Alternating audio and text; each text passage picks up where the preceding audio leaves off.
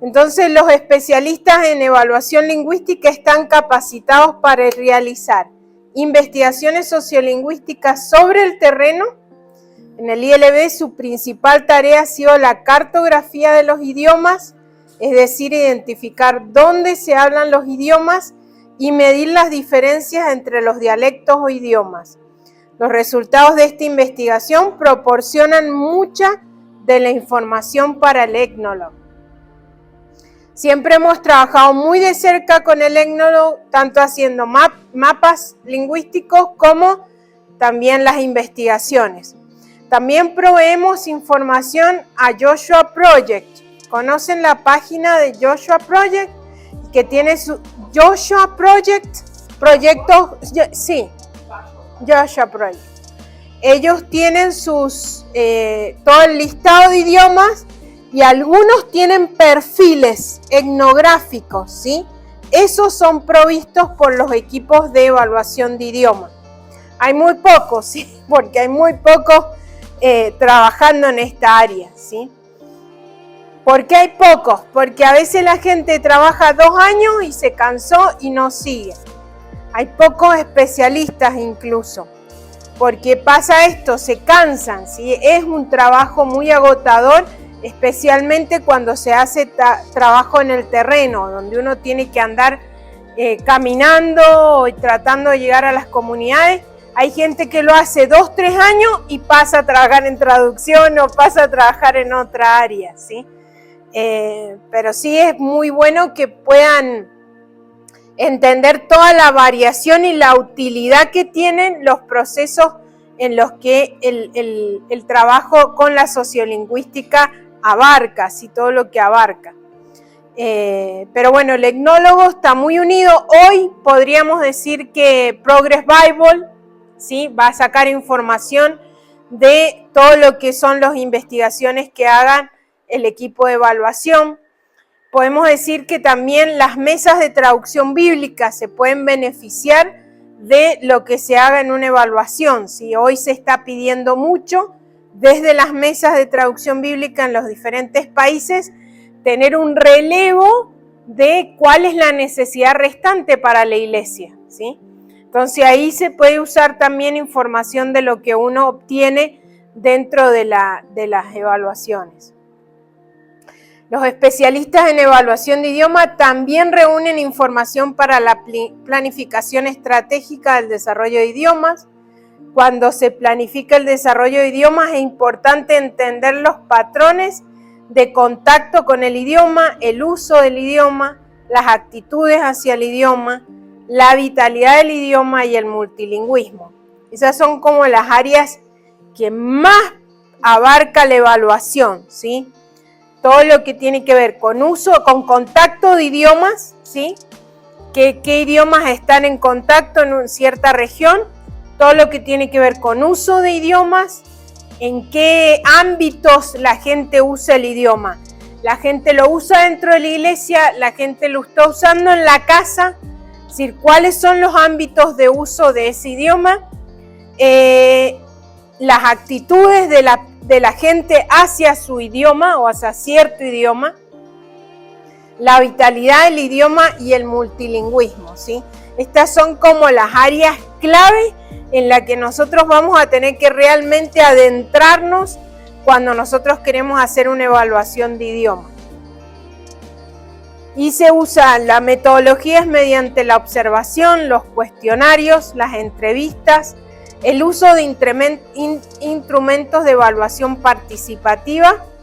Pueden crear un perfil de entorno sociolingüístico de las comunidades lingüísticas. Recién cuando hablaba de ciertas metodologías que ella ha usado, como la prueba de texto grabado o RTT o otras, o la léxico-estadística, que tiene que ver con las listas de palabras, ¿sí? Y el análisis de esas listas de palabras. Hoy ya no se usa tanto esa metodología. Gente que la usa todavía hay, pero no se enseña, no se promueve. Sí se promueve esta otra parte que tiene que ver con los métodos participativos, por eso la importancia de que lleven el curso de MEPIC o Métodos de Participación Comunitaria, porque hoy por hoy nosotros podemos determinar mucho cuantitativamente con una lista de palabras o con una prueba de texto grabado y decir estos dos idiomas son el mismo idioma. Pero si la gente no quiere trabajar junta, no vamos a poder trabajar juntos. Entonces, hoy hay mucho hoy diría que el 99% de lo que necesitamos hoy es la respuesta de la comunidad. Y eso lo obtenemos a través de los métodos de participación comunitaria. Entonces, yo puedo observar, yo puedo usar cuestionarios de uso en la iglesia para saber qué idioma se usa en la iglesia, qué idioma usan para cantar, qué idioma usan para dar los anuncios, qué idioma usan para la predicación, qué idioma se usa en la educación, en la escuela. Porque, por ejemplo, tenemos la educación bilingüe intercultural en el Perú. Y sí, pero a veces es educación bilingüe, sí, intercultural, donde se habla el idioma materno o el idioma, la primera lengua se usa como lengua de instrucción y a veces es un cartelito que hay nomás en la pared en el idioma y nada más, ¿sí? Entonces tenemos que ir, tenemos que observar, tenemos que hacer un cuestionario de uso, pero también vamos a observar eso. Otros instrumentos en las entrevistas, ¿sí?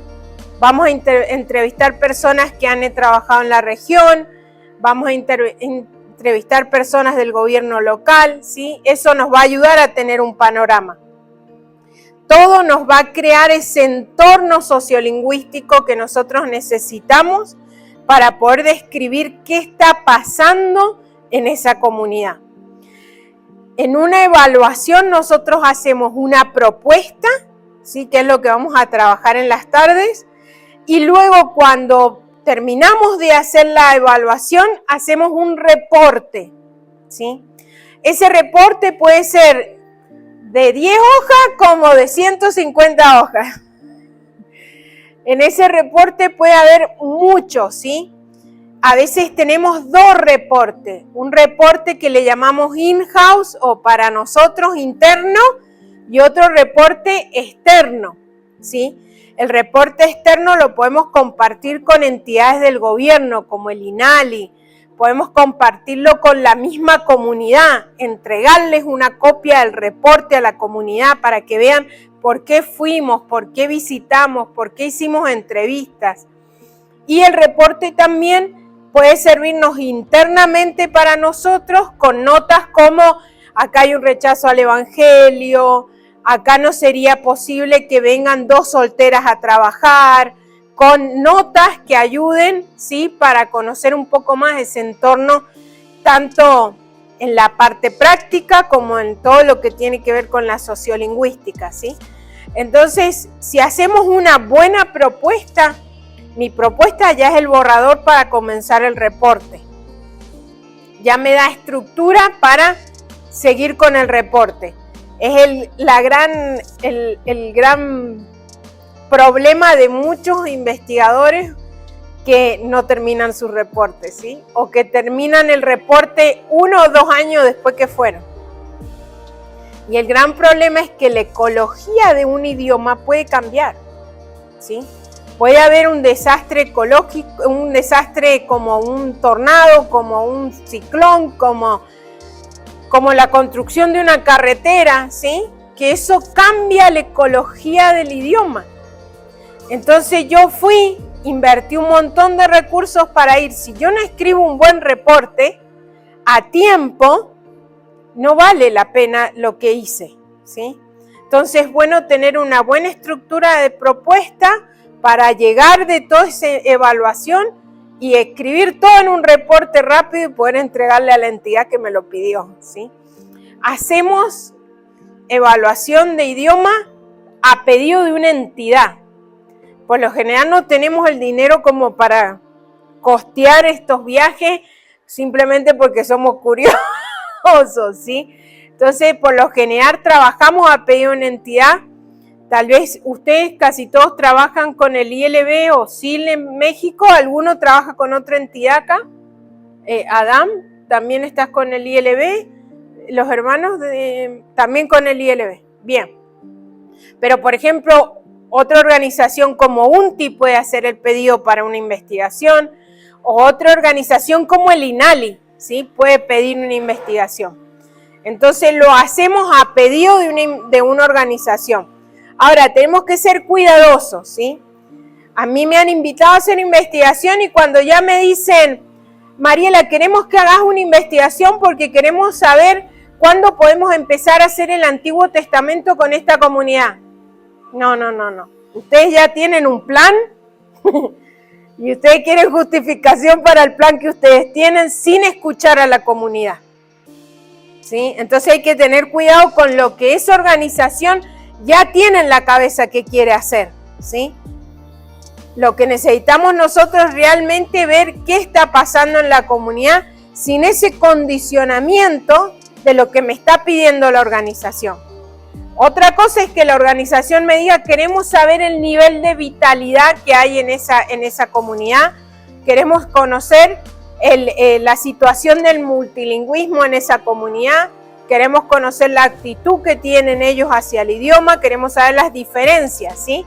Pero no que me vengan ya con un plan de nosotros vamos a empezar un proyecto ahí, así que queremos que nos hagas la evaluación para saber que no. Primero tiene que ser la evaluación, después cómo vamos a servir a esa comunidad, ¿sí? O una comunidad que ya estamos sirviendo, cómo vamos a ir ajustando los cambios para poder acompañarlos más en lo que es el uso de las escrituras. Preguntas sobre lo que vamos hablando hasta ahora. Perdón que yo a veces hablo.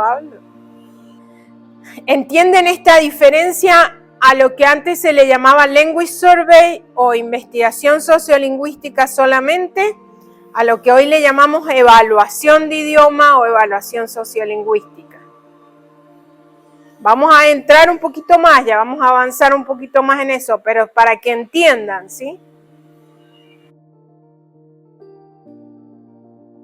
Es decir, Papúa Nueva Guinea, México son países más tradicionales que todavía están llegando matrimonios o personas que van a ir asignados a un idioma y van a ir a vivir en la comunidad. Eso ya no pasa en el resto de los países, ¿sí? En el resto de los países ya son la misma comunidad que tiene una asociación o que pertenece a una organización, nos pide servicios, ¿sí? Y nosotros solo damos servicios, ¿sí? Podemos dar el servicio de hacer una evaluación, el servicio de ir a ayudarlos con el alfabeto, el servicio, pero ya no nos invitan a ir a vivir a la comunidad, ¿sí? A ir a ser parte de la comunidad y a nosotros a hacer el desarrollo del idioma. No, es más comunitario, ¿sí? Entonces lo que se está planteando es, bueno, yo puedo tener una idea de cómo es la distribución de las variedades en la Mixteca, pero a mí lo que me interesa saber es en esta comunidad, cómo ellos perciben que son las variedades. Entonces vamos a hacer un mapa en el suelo con un método de participación comunitaria donde vamos a poner, por ejemplo, el nombre de las comunidades que nosotros conocemos y le vamos a preguntar a las personas y vamos a tratar de que haya un grupo bien representado de gente grande, gente joven, mujeres, hombres, ¿sí? Y vamos a preguntarle, bueno, ¿a esta comunidad la entienden? Cuando ustedes hablan, ¿lo entienden? ¿Se entienden? ¿Se entienden como para intercambiar en el mercado nada más o pueden tener una conversación? Y ahí vamos a hacer nuestro mapa dialectal, de acuerdo a lo que ellos nos reporten de cómo ellos entienden a esas comunidades. Y ahí vamos a saber si podemos sentarlos juntos en una mesa de traducción o directamente no podemos, ¿sí? Entonces cambia mucho la perspectiva de lo que nosotros planteamos desde una lista de palabras y decíamos, estos 3 dialectos son de la misma familia, son variedades de un mismo idioma, pueden trabajar juntos. Y sí, pero si no quieren. Hoy estamos en esto, si ellos no quieren, no quieren. Y no podemos seguir insistiendo, ¿sí? Y está la complejidad de que hay idiomas como el mixteco que una lista de palabras, si yo la voy a hacer, es terrible. Porque yo no tengo la noción de los tonos, ¿sí? Porque yo no tengo noción de la fonología del mixteco. Entonces, ¿por qué se saca ahora la léxico-estadística de escenas, diríamos? Porque lo tiene que hacer un lingüista experimentado que ya conoce por lo menos una variedad de ese idioma. No la puede hacer un sociolingüista que viene y que no conoce la realidad de esos idiomas, ¿sí? Porque en la lista de palabras yo puedo estar preguntando cabeza y él me está respondiendo mi cabeza. Y yo estoy preguntando árbol y él me está dando la palabra para la rama del árbol. Y pueden haber 5 sinónimos de esa palabra. Y pueden haber palabras tabúes. Es tanta la dificultad que ya no se hacen listas de palabras si no es una persona que conoce el idioma o que tiene experiencia con la gente de ese lugar, ¿sí? Entonces, no estamos diciendo que la léxico-estadística no es buena, sino que no es buena para un sociolingüista principiante llegar a una comunidad sin conocer el idioma a hacer una lista de palabras. Entonces, Susana, que ya tiene 30 años en la Mixteca, sí puede ir y hacer una lista de palabras. Fuimos y yo por eso fui con Susana a las investigaciones, para que ella hiciera las listas. Porque tiene que ser alguien que ya conoce el idioma. Entonces, dentro de la evaluación vamos a trabajar mucho con estas metodologías. Observación. ¿Qué observamos para saber si un idioma es vital o no vital? Uso en la casa, pero ¿el uso de quiénes? Los niños. El niño es la clave. Si los niños están jugando en el español, todos los signos de peligro, ¿sí? Sí, entonces tenemos que usar mucho la observación. La gente nos va a decir lo que nosotros queremos escuchar, ¿sí? A veces la gente no nos va a decir la verdad, ¿sí? Va a querer de alguna forma agradarnos y muchas veces es de prestigio que vaya alguien a trabajar con su idioma, entonces ellos van a querer que vayamos, pero no le están enseñando el idioma a su hijo, ¿sí? Entonces tenemos que usar la observación, los cuestionarios, como les dije, las entrevistas, pero hoy la clave son los métodos de participación comunitaria, porque a través del método de participación comunitaria es donde vamos a ver realmente el interés de la comunidad y donde podemos tener la perspectiva de ellos, de cómo ellos se sienten, que ellos pueden o no trabajar con otro idioma o quieren o no usar el material de otro idioma. Y necesitamos involucrar lo más posible la comunidad.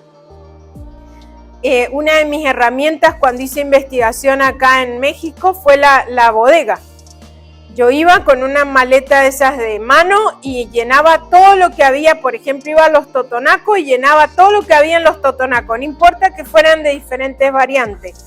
Yo metía todo lo que había de totonacos, primers para lectura, grabaciones en cassette, lo que hubiera, ¿sí? Nuevos testamentos en totonaco, me iba con esa valija llena de cosas de la bodega. Y me fui una vuelta a investigar un totonaco.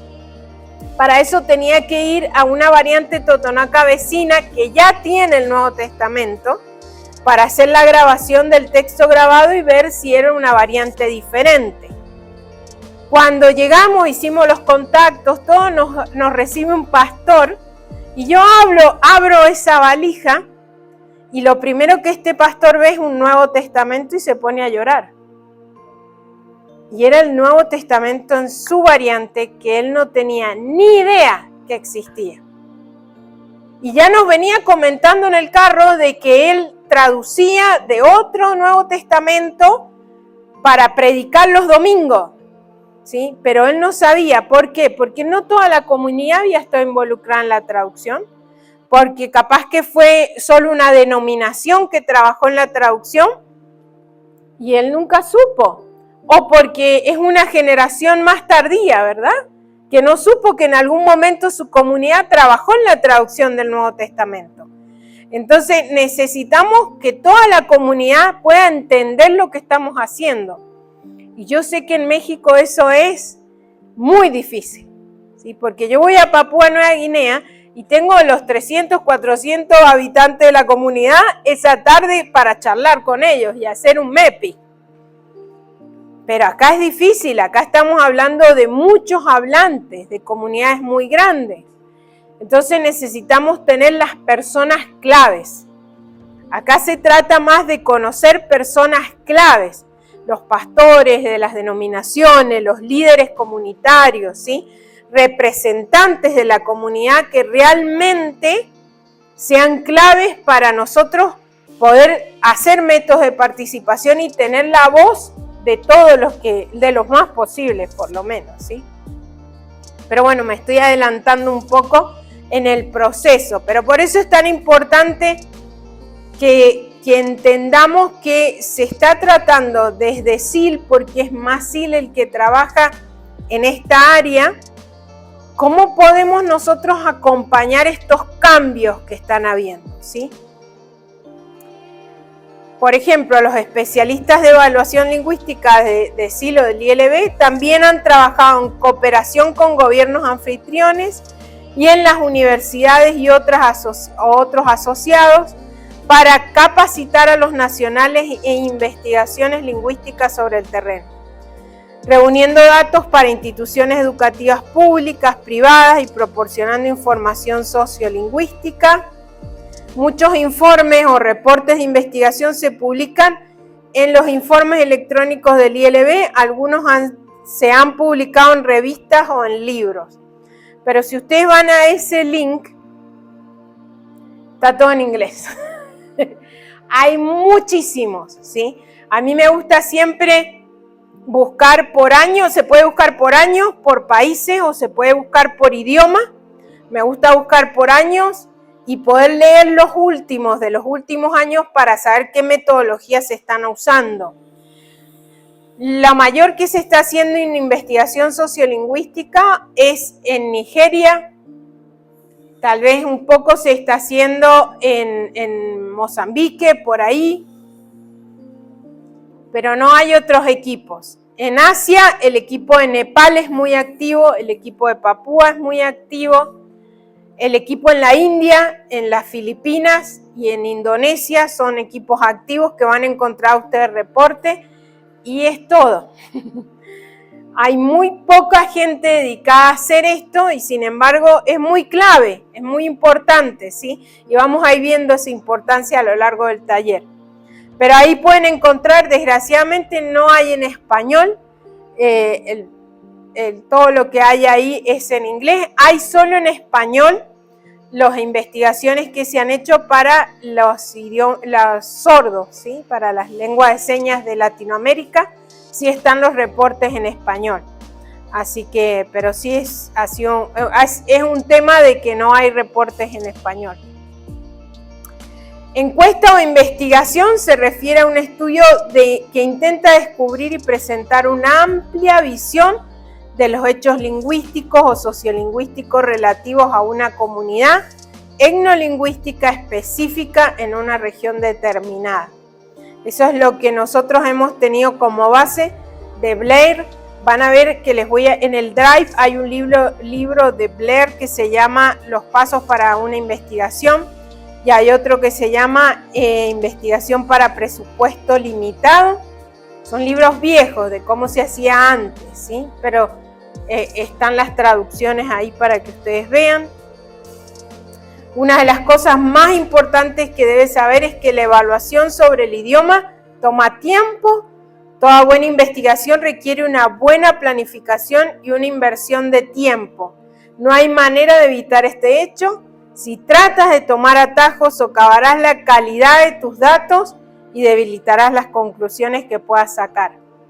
Es muy importante que si me dijeron, estos lingüistas trabajaron y se han retirado, pero podemos tratar de contactarlos y tener una entrevista con ellos, aunque sea vía Zoom, háganlo. Si hay que ir hasta tal lugar, a la biblioteca de tal lugar, tal universidad donde pueden haber datos, háganlo. Es importante de que todo lo que se pueda hacer antes para la planificación, hay que hacerlo, porque muchas veces nos damos cuenta en la planificación de que ese idioma que ya ellos usan el español, que ya ellos usan el inglés, que ya ellos no quieren tener el desarrollo de ese idioma, que ya los niños no lo usan, que simplemente la generación de los abuelitos. Entonces, ¿para qué vamos a gastar todos los recursos para ir a ese lugar si ya sabemos? ¿Sí? Entonces, la planificación me va a determinar si yo necesito hacer un viaje de campo o no. Tal vez es más eficiente encontrarme con esa gente, con hablantes de ese idioma en el mercado que ir a la comunidad. ¿Sí? Capaz que en el mercado de Oaxaca yo puedo entrevistarlos a ellos y es más posible a que me reciban en su comunidad o en Tlaxiaco, ¿sí? Entonces yo tengo que ver qué pasos yo doy en la planificación que van a ser más relevantes que una visita a la comunidad. Siempre es importante la visita a la comunidad, pero si yo hice toda mi planificación para llegar a la comunidad y que no me reciban o que no estén y yo toda mi planificación la basé en ese viaje, estoy perdido. Entonces necesito poder entrevistar gente que conoce la región, gente que puede haber trabajado en la región, para que me den todo un panorama en mi planificación y si es necesario ir, vamos a ir, ¿sí?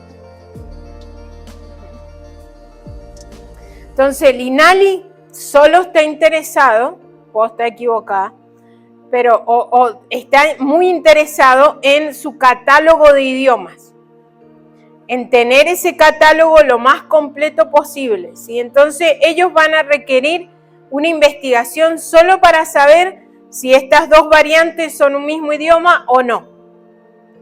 Pero por lo general en las investigaciones que va a pedir el ILB o SIL tienen que ver con la segunda razón, ¿sí? Para hacer un desarrollo de idioma. ¿Qué posibilidades hay para poder trabajar en el desarrollo del idioma? No solo porque queremos saber, porque queremos tener un número, ¿sí? No solo porque queremos que Progress Bible dé una buena estadística, sino porque estamos interesados en saber si se puede hacer un desarrollo del idioma en esa comunidad.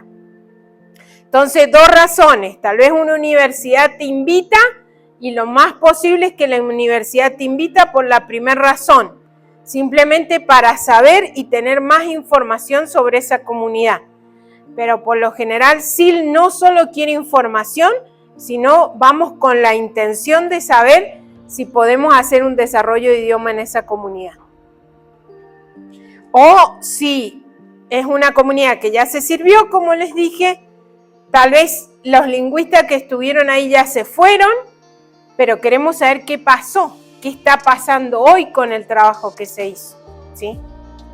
En Perú tenemos el gran problema hoy de que el gobierno nos ha cambiado las ortografías. Entonces, muchos de los Nuevos Testamentos, de las Biblias completas que se han traducido, las nuevas generaciones no las pueden usar porque lo que ellos están aprendiendo en la escuela es una ortografía totalmente diferente a la que tenían sus abuelos. Entonces, una complejidad y es que tenemos que ahora ver cómo hacemos nosotros para o hacer una revisión de los materiales que ya se tradujeron y a través de Paratext, ¿verdad? Hacer una revisión que actualice la ortografía o ver cómo trabajamos, porque es muy complejo. Y las comunidades no saben que si ellos se ponen de acuerdo y tienen una lista de firmas, ¿sí? Donde ellos pueden tal vez justificar de que ellos no quieren esos cambios en la ortografía, el gobierno lo tiene que aceptar, ¿sí? Entonces a veces nosotros podemos ir a ayudar a la comunidad a que sepa cuáles son sus derechos, que a veces no saben cuáles son sus derechos lingüísticos. Acá en México está la ley de la ley de derechos lingüísticos de idiomas mexicanos. Mucha de la gente ni sabe que existe eso, ni sabe que su idioma es considerado un idioma oficial en México, ¿sí? Y que puede reclamar tener un traductor en un hospital, tener un traductor en un juicio. Es decir, hay muchos derechos que ellos tienen que no saben. Entonces, muchas de las visitas que yo hice acá en México fue también promover la ley de los derechos lingüísticos. Iba con las copias y les explicaba a la gente cuáles eran sus derechos como comunidad ante el gobierno de México, ¿sí? Eso fue algo que el INALI me pidió. Entonces uno puede trabajar, tiene que trabajar, mejor dicho, estratégicamente y ver también de conocer qué derechos tienen las comunidades con respecto a sus idiomas. Bien, algunos objetivos más específicos para el estudio del idioma incluyen determinar si la comunidad de habla puede entender o aceptaría literatura en un idioma de comunicación más amplia, ¿sí? ¿Qué pasa? Hoy también nos enfrentamos a la complejidad de que muchas sociedades han dejado su idioma, ¿sí? Porque cuando ellos se levantan en la mañana no están pensando, ay, qué lindo, hoy voy a hablar en mi idioma. No. ¿Qué piensa la gente cuando se levanta en la mañana? Comer. ¿Qué voy a darle de comer a mi familia hoy? ¿Cómo yo voy a acceder a trabajo? ¿Sí? Entonces, desgraciadamente, nosotros estamos muy interesados en los idiomas, pero la gente se levanta y tiene que enfrentar el día a día. Entonces, en muchas comunidades, el día a día ha sido tener que dejar su idioma, acceder al español, ¿sí? Porque el español es el que le da recursos económicos y lo han dejado a su idioma. Entonces, si nosotros vamos y vemos de que ya solo la generación de los abuelitos abre el idioma, bueno, tenemos que ver cómo los ayudamos a ellos a acceder a recursos en español, ¿sí? Porque incluso acá en México yo vi eso y no sé si te acuerdas, creo que fue en la Mixteca, que grabamos una historia con una señora, nunca me voy a olvidar, y la señora nos estaba hablando en mixteco, pero nos decía que ella solo lo oía bien, pero que hablar era como difícil. Después nos lo quiso traducir al español y no sabíamos si el marido estaba muerto o estaba vivo. Es decir, la historia que ella nos estaba tratando de traducir en español, no sabíamos porque usaba los verbos en pasado, en presente, indistintamente, y uno dice, no habla bien su idioma y tampoco habla bien el español. Es terrible. Entonces, de alguna forma, nosotros tenemos que ver, cuando nos encontramos con esas realidades, cómo servimos de la mejor manera, es decir, ya sea para la transferencia al español, ¿sí? O la transferencia a su idioma, pero que esta persona tenga un medio de comunicación, ¿sí? Ha sido tan traumático muchas veces el que les prohíban hablar su idioma en la escuela y les impongan el español, que hay gente que muchas veces ha quedado hasta anulada ellos mismos, ¿sí? Entonces nosotros a través de la evaluación tenemos que ver, bueno, no, ya está, ya el idioma acá lo han dejado de hablar, ¿cómo acompañamos con el idioma mayoritario? Con la lengua de comunicación más amplia, sí, que en este caso sería el español si hablamos de México, ¿sí? Y a veces si uno no habla el idioma, yo lo que trataba era de buscar en las iglesias, por ejemplo, de Oaxaca, hablantes de esos idiomas que me acompañaran. Entonces, por lo menos ellos me iban a poder comunicar un poco qué estaba pasando. Pero en la muestra, siempre yo tengo que incluir hombres, mujeres y tener este cuidado de conocer la cultura. Si los hombres son los que salen solamente, va a ser otra realidad y respuesta a la de ellos que la de la mujer que tal vez nunca sale de su comunidad, ¿sí? Entonces necesitamos tener todos esos contextos. En Papúa Nueva Guinea, por ejemplo, el niño sale, porque siempre las escuelas, desde la escuela primaria, que ellos la empiezan a los 10 años, 11 años, cuando tienen fuerza en las piernas para poder acarrear la comida cruzar ríos y llegar a la escuela, ¿verdad? Siempre el niño está expuesto a otras variantes ya desde pequeño, ¿sí? Pero yo tengo que conocer el contexto cultural. Si hay pocas escuelas, ellos van a compartir escuela con otros grupos lingüísticos y van a estar expuestos al contacto, ¿sí? Entonces, por eso surge el uso de lenguas francas como el talk piecing, ¿sí? Que desde el inicio el niño lo usa porque necesita comunicarse, ¿sí? Y el inglés es muy complejo, entonces usan esa lengua franca. Entonces, vamos a ir viendo de que se necesita mucho conocimiento del contexto. Si yo no lo tengo, lo busco ayuda, pero yo no voy solo, ¿sí? Y vamos a ver que la mejor evaluación va a salir de gente que ya conoce el lugar, que ya conoce el contexto y ya conoce el idioma, ¿sí? Porque va a tener todo ese trasfondo para enriquecer toda la información sociolingüística. Muy bien. También podemos usar para determinar los límites entre los idiomas, es decir, qué variedades son mutuamente inteligibles y qué debe considerarse como un lenguaje separado. ¿Qué significa la inteligibilidad? A ver quién me ayuda que ha llevado clases de sociolingüística. La inteligibilidad, ¿qué significa? Dale, Alex.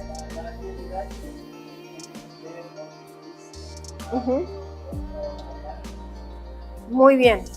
La habilidad de entender lo que dice otro hablante. Muy bien. Ahora, sí, Su. No.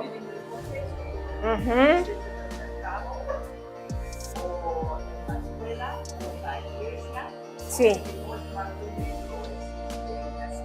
Sí. No, y la habilidad, la inteligibilidad puede ser adquirida, ¿sí? Quiere decir que yo pasé por un proceso de contacto y aprendizaje, por eso entiendo a la otra variante, o puede ser una inteligibilidad inherente, es decir, que porque tienen una misma raíz genética, esos dos idiomas, ¿sí? Se pueden entender aunque nunca se hayan visto y aunque nunca ellos hayan estudiado ese idioma. Por ejemplo, si alguien viene a hablar en portugués acá, ¿sí? Por más que yo no estudié portugués, ustedes tampoco, algo vamos a entender, porque inherentemente, ¿sí? Vamos a tener una inteligibilidad porque el portugués y el español son lenguas hermanas, ¿sí? Ahora, si yo fui a aprender a la universidad portugués, va a ser una inteligibilidad adquirida, ¿sí? Entonces, tenemos que, nosotros medimos esto, ¿sí? Sí, Su. Quizá no aplica tanto en unidades ágrafas, pero como portugués, yo no sé nada de portugués, pero puedo leer el libro en español, más o menos puedo entenderlo escrito, mejor que hablado. Bien. No, y ellos, sí, y los portugués hablantes nos entienden mucho más a nosotros que nosotros a ellos. Sí. Sí. ¿Cuál sería esa?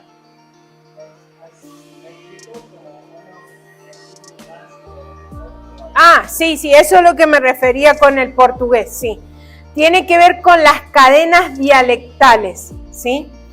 Las lenguas romance, como surgieron como cadenas de dialectos.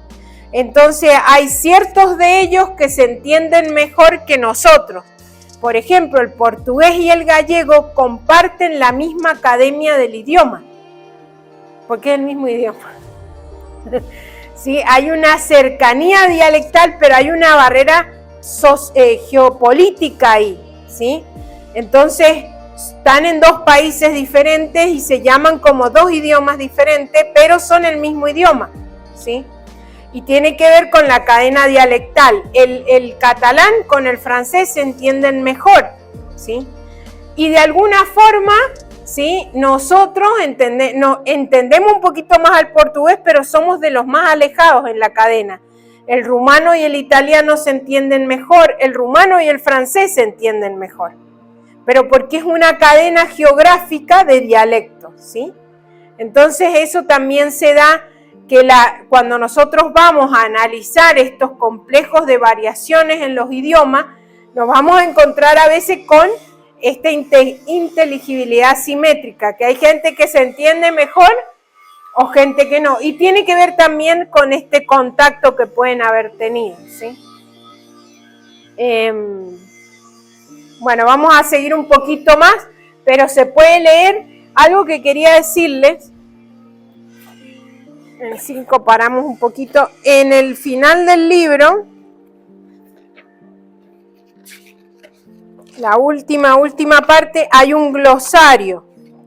Entonces, yo los animo a que lo lean al glosario. Yo sé que nunca vamos al glosario, no somos gente asidua a los glosarios, pero que vayan y lean. Primero, porque si estudiaron en inglés, van a querer repasar la terminología en español, ¿sí? Y los que no han estudiado sociolingüística como sociolingüística teórica un poco más avanzado, van a querer repasar los conceptos, ¿sí? Entonces, todos los conceptos que vamos a ir trabajando acá, están acá en el glosario. Así que los animo a que puedan repasarlo en el libro. ¿Tenemos el grupo de WhatsApp, Cris? ¿Tenemos el grupo de WhatsApp? ¿Ya pudiste mandar el link? Muy bien. Entonces, en estos 5 minutos antes del break, les muestro lo que tenemos acá. Tenemos el libro de evaluación de idiomas, ¿sí? Ese es el libro de texto que tenemos que ver. Por lo menos hoy, después de las 5 de la tarde, traten de haber leído el capítulo 1 y si pueden adentrarse en el capítulo 2, mejor, ¿sí? Pero por lo menos el 1 ya leído, como repaso de lo que hemos estado hablando. Después hay este libro que se llama Researching and Collaboration for Impact in Multilingual Community, investigación y colaboración para el impacto en las comunidades multilingües. También es una traducción semicasera que hemos hecho de ese es un resumen de las ponencias de la conferencia de evaluación sociolingüística. Todos los años se hace una mini conferencia, pero cada 4 años se hace una conferencia formal que se llama ILAC, que es International Language Assessment Conference, algo así. En este momento la semana pasada hicieron una mini conferencia para preparar la gran conferencia que va a venir en el 2024. Este es el trabajo de lo que se hizo en uno de los ILAC, creo que el del 2018, que fue el último antes de la pandemia. A ver, sí, Selected Paper from the 7th International Language Assessment Conference 2018. Creo que esa fue la última de las grandes que se hizo antes de la pandemia. Pueden ver acá hay varios temas de lo que hoy se está hablando en el área del Language Assessment, de evaluación de idioma. Muy interesante, tiene que ver mucho con la evaluación del uso de escrituras en idiomas donde ya se trabajó y la gente no está usando las escrituras principalmente, pero también en otras metodologías. Así que eso pueden verlo. Está el libro en inglés y acá está la traducción en español. Luego tenemos el horario y tenemos el que les dije, este era como el manual de trabajo para todos los sociolingüistas hace muchos años.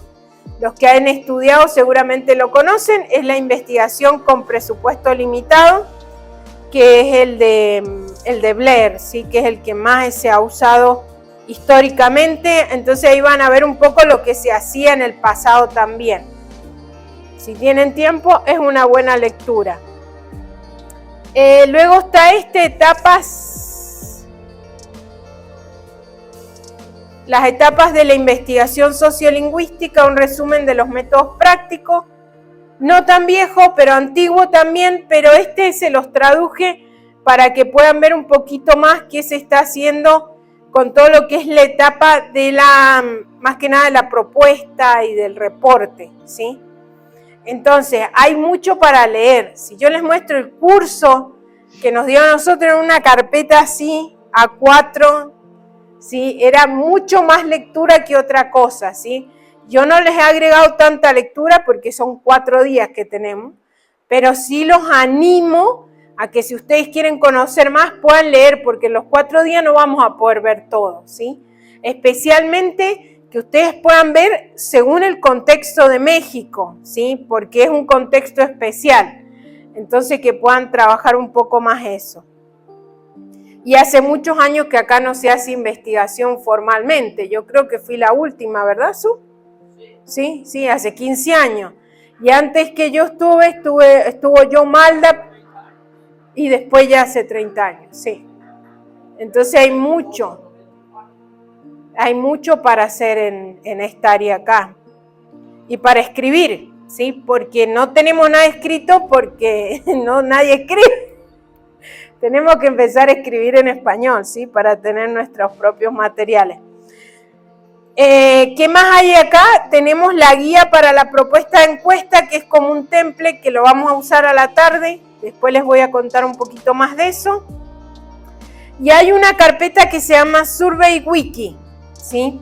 La Survey Wiki está en inglés, pero es una página web como un blog que hicieron los investigadores para tener ahí muchas de la información que ellos van procesando. Lo que yo hice es pedir que me tradujeran los métodos de participación comunitaria principales que se están usando y que están en la Survey Wiki, los tradujimos al español, así que acá los tienen con todo el procedimiento como lo que les enseñaron a ustedes en MEPI con la guía de qué decir, cómo hacer, está todo para algunos, para responder a las preguntas sociolingüísticas que nosotros vamos a ir planteando que se pueden dar en una evaluación. Así que eso es lo que hay ahí.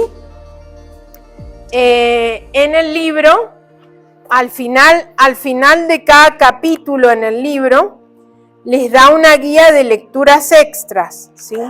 Nos gusta leer mucho a los sociolingüistas. Le dice lecturas complementarias y ahí hay varias sugerencias y también están los links a la Survey Wiki y ahí van a poder entrar. Entonces, cuando entren al libro, que sería este que se ve acá la foto, van a ver que en la última parte, bueno, hay varios estudios de caso también, pero a ver si nos lleva con el hipervínculo acá. No me lleva. Hay varios estudios de caso, por favor léanlos, nosotros no los vamos a ver en clase, pero sería importante que ustedes los tengan leídos para cada clase. Y vamos. Súper importante esta parte entonces final donde hay sugerencia de lecturas complementarias.